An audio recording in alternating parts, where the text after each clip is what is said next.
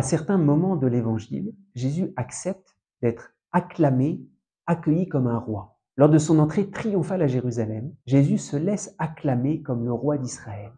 Mais ici, Jésus sent qu'on veut le prendre pour le faire roi et il s'enfuit dans la montagne tout seul.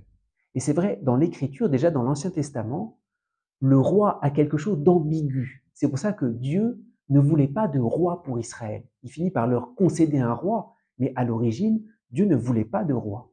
Pourquoi est-ce que le roi est ambigu? Parce qu'il risque de voiler au lieu de révéler le vrai visage de Dieu. Ici, lors de la multiplication des pains, Jésus veut leur faire découvrir le vrai visage de Dieu qui est un Père. Et tout le passage que Jésus va inviter les foules à faire, c'est de passer du roi au Père. Il s'enfuit dans la montagne, il refuse d'être roi, mais il révèle le Père. Quelle est la différence entre le roi et le Père?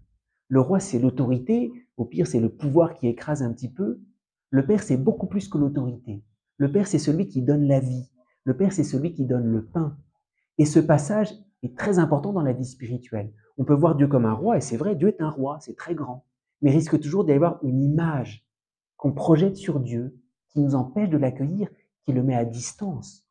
Le Père est infiniment proche. Le Père est vulnérable à l'égard de ses enfants. Alors Jésus veut nous dévoiler la vraie puissance du Père. C'est une puissance de vie, de celui qui se rend proche pour nous relever. Il veut mettre à l'écart toutes ces fausses images du roi qui risquent plutôt de nous éloigner de Dieu que de nous en approcher.